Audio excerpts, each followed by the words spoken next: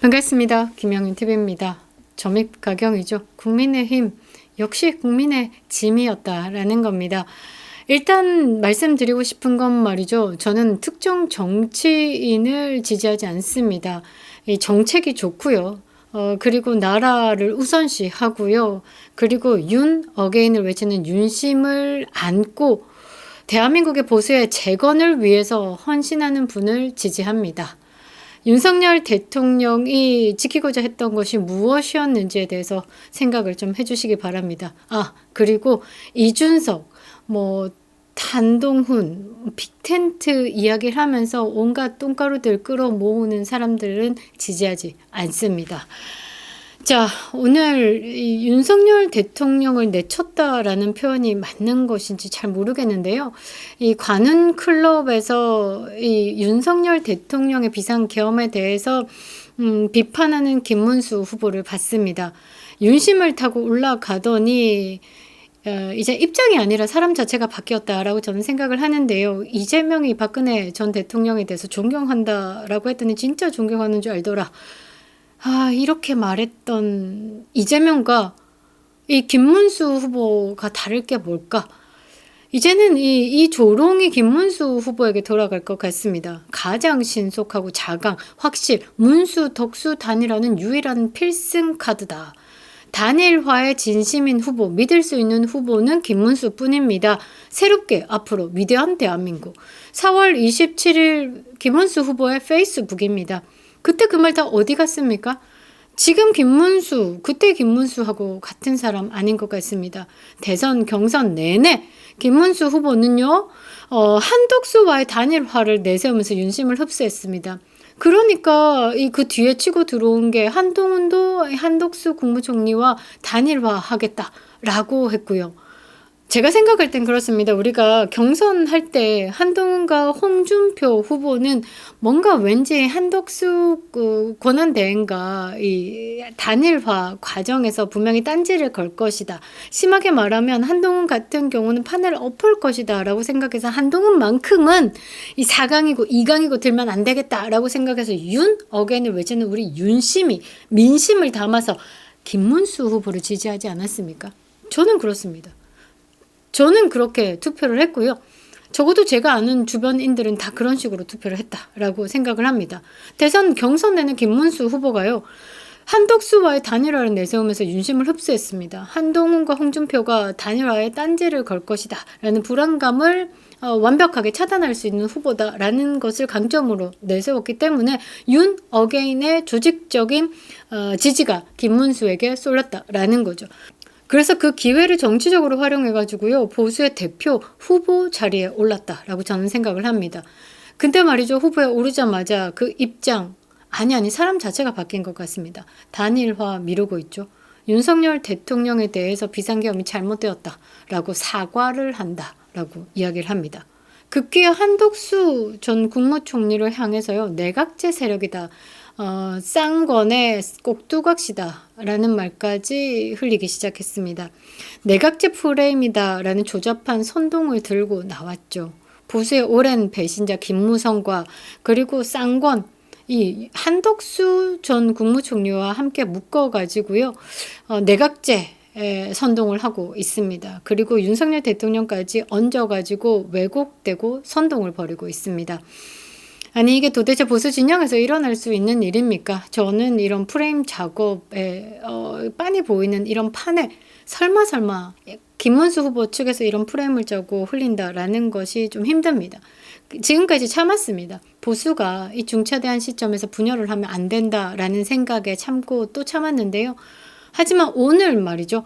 관훈 클럽에서 김문수 후보가 비상계엄은 절대 있어선 안 된다 라고 했습니다. 그 발언을 듣는 순간 솔직히 눈물이 났습니다.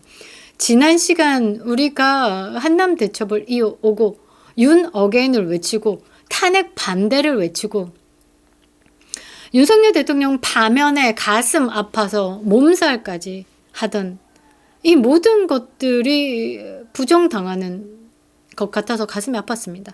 윤석열 대통령의 헌법적 권한마저 부정하는 이 김문수 후보에게 나는 내 나라가 또 한 번의 정치꾼들에게 그 사욕으로 아작이 나고 있구나라는 것을 느꼈습니다. 가슴이 아파서, 가슴이 뛰어서, 너무 답답해서 다시 윤 어게인을 외칠 수밖에 없었는데요. 비상계엄이 절대 있어서는 안 된다. 절대 있어서는 안 되는 판에 있게끔 만들었던 정치 공작꾼들이 있죠. 탄핵 29번 남발하고, 그리고 부정선거의 세력들, 친중의 세력들, 예산 삭감, 한 발짝도 못 나가게 입법부가 장악을 하고 정말 행패를 부렸죠. 비상계엄이 절대 있어서는 안 되죠. 정상적인 정치판이 아니기 때문에. 그러나 국민들께 이 무서운 현실을 알리고자 대통령의 헌법적 권한으로 이 비상계엄이라는 이 방법을 선택할 수밖에 없었죠. 절박함이다라는 것. 대한민국의 국민들이 각성을 했습니다. 왜? 라는 질문을 스스로 던졌고, 윤석열 대통령이 왜 비상계엄을 할 수밖에 없었는지에 대해서 우리가 이해를 했고, 그래서 윤석열 대통령 다시 돌려놔라 윤어게인을 외치고 있는 겁니다.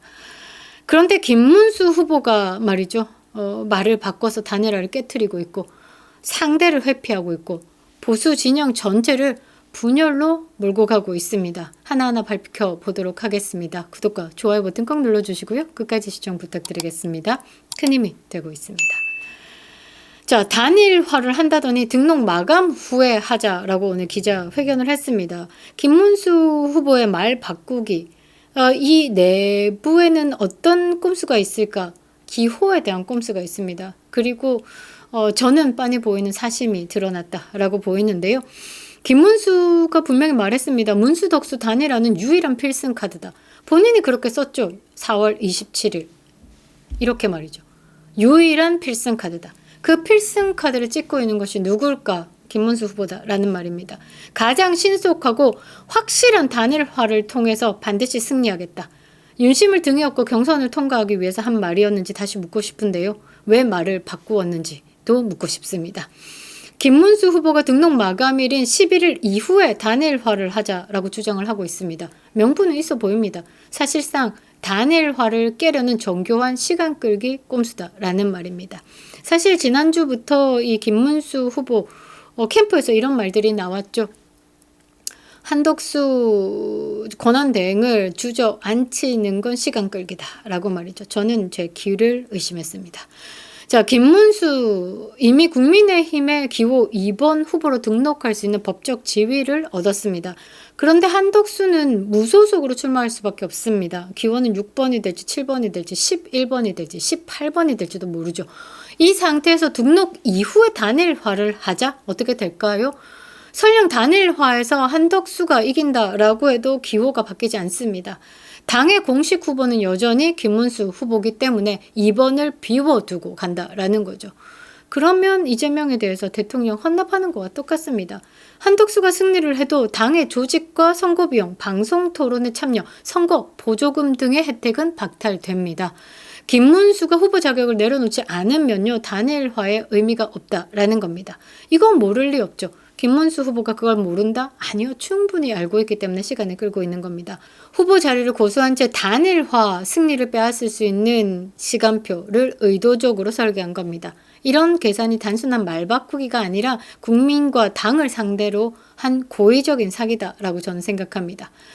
보수를 위한 선택, 애국의 길이다라고 필승, 그렇게 외치지만요. 지금 제가 볼 때는 이 행동이 명백히 자기 정치, 자기 사역, 자기 자리 사수에 대해서 향하고 있다라는 겁니다. 애국이라고 말하면서 사심을 숨기고 있죠. 단일화라고 이야기를 하면서 기호 장벽을 만들고 있습니다. 윤심을 말하지만 약속을 완벽히 뒤엎었죠. 우리는 묻지 않을 수가 없는 겁니다. 이 모든 꼼수의 끝에 과연 보수의 승리가 있을까? 아니면 김문수 한 사람의 욕망만 남아있는 것인가? 저는 박근혜 천년의 저주를 말했던 김문수 후보가 말이죠. 많은 생각을 좀 하셔야 될 것 같습니다.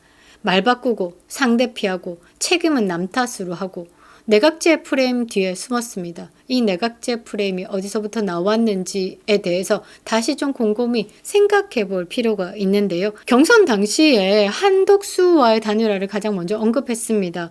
문수, 덕수, 단일화. 유일한 필승 카드다. 저는 아직도 잊혀지지 않는데요.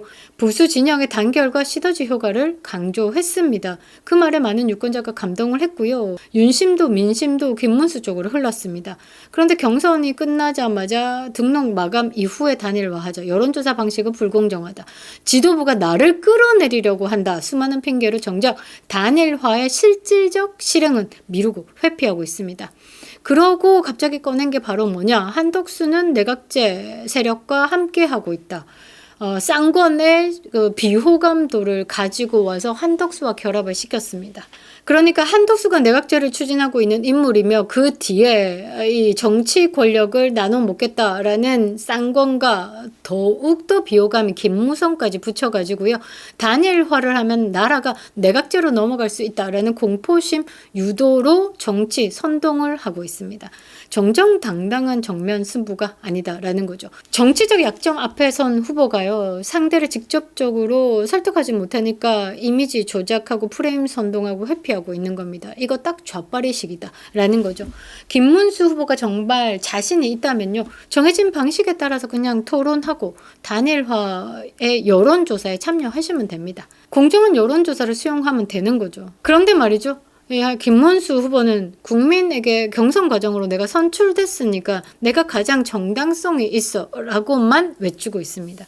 국민을 위한 책임 있는 정치를 하고 있지 않다라는 겁니다. 이거 한마디로 요약을 하면요. 신뢰할 수 없다. 저는 약간 비겁하다라고도 말하고 싶습니다. 스스로 애국 보수다라고 이야기를 하고 있지만 이 정치 행위에서 결기보다는 계산이 앞선다라는 것을 보일 수 있고 책임보다는 기회주의가 앞서고 있습니다. 정면 승부보다는 뒷말과 프레임을 먼저 던졌다라는 거죠.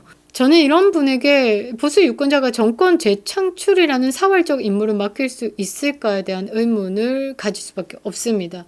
후보가 됐다는 사람이 검증을 피하고 있고 당을 소송으로 끌고 가고 있다. 정당 사상 유례가 없는 혼란을 야기하고 있습니다.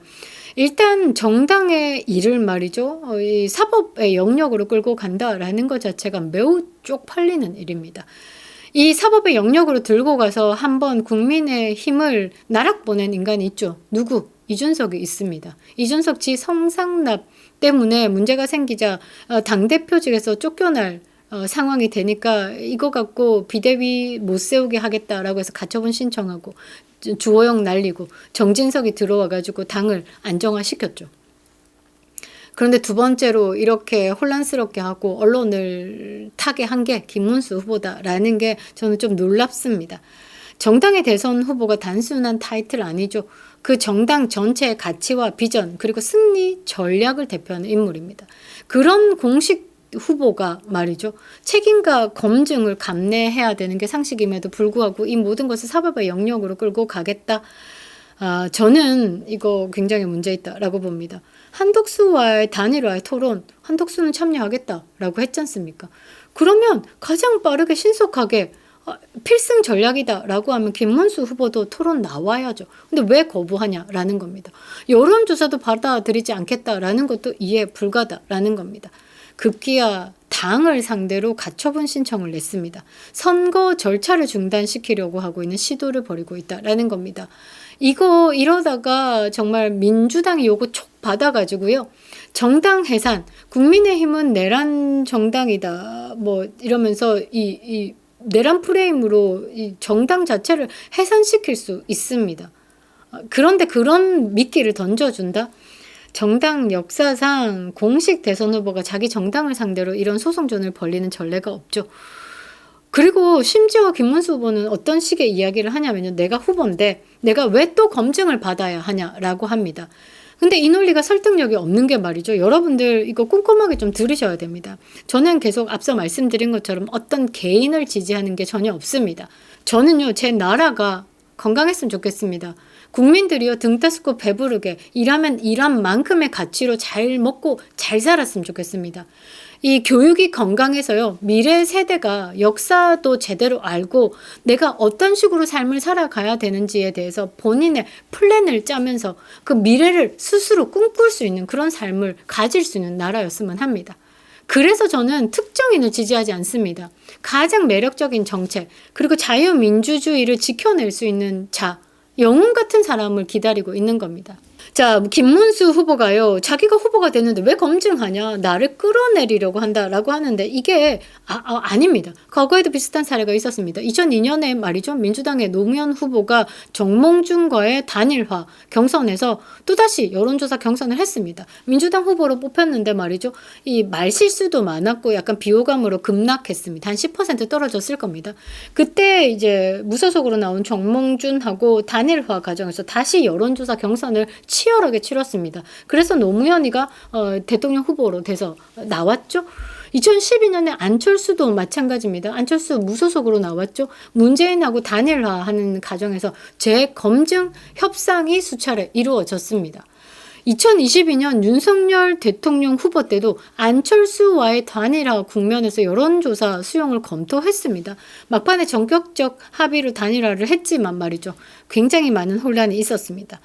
이들이 모두 후보 자격보다 포인트를 어디에 뒀냐? 정권 교체, 국민 승리를 우선으로 했기 때문에 이 단일화 과정이 그렇게 어렵지 않았습니다. 근데 지금 김문수는 정권 교체와 국민의 승리가 아니라 후보 자격에 포인트를 두고 있기 때문에 지금 모든 게 안 된다라는 겁니다. 당이 요구하는 최소한의 검증도 거부하고 있죠. 스스로 만든 단일화 약속조차도 깼습니다. 공당 전체를 말이죠, 법적 리스크로 끌고 갔습니다. 이쯤 되면 여러분들이 판단을 하셔야죠. 그래, 김문수 뭔가 보수의 재건을 위해서 뛸 수 있을 것 같아. 그런데 이 사람이 진짜 보수를 대표할 수 있을지, 아니면 보수를 무너뜨리는 내부의 장본인인지 어렵지만 판단을 좀 해야 된다라는 거죠. 김문수 후보는 기회를 가졌죠.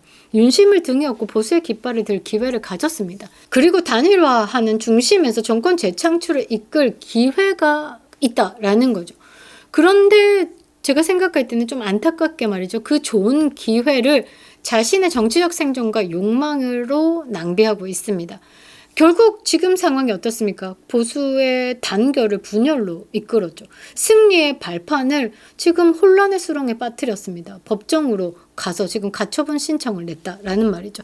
일단 이 모든 것의 시작은 뭐냐? 이 쌍권, 권선동과 권영세가 매우 신뢰하지 못하는 사람들이기 때문에 국민적 신뢰가 받쳐지지 않았기 때문에 이 지도부가 이끄는 상황에 대해서 전혀 국민의 공감을 얻지 못한다라는 게 가장 큰 우선이고요. 두 번째는 말이죠, 한덕수 전 권한대행 국무총리가요, 너무 적극적이지 않습니다. 너무 조용하다라는 거죠.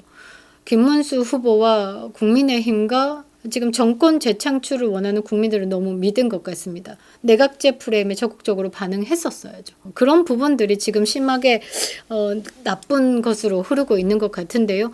아직도 한덕수 국무총리 전 권한대행에 대해서 지지도가 김문수 후보보다 더 높습니다. 김문수 후보는 조금 확장성이 없는 반면 한덕수 권한대행 같은 경우는 확장성이 있습니다. 저는 그렇습니다. 이제 말 바꾸기, 입장 바꾸기로 이미 그 신뢰를 잃고 시작한다라고 저는 보고 있습니다.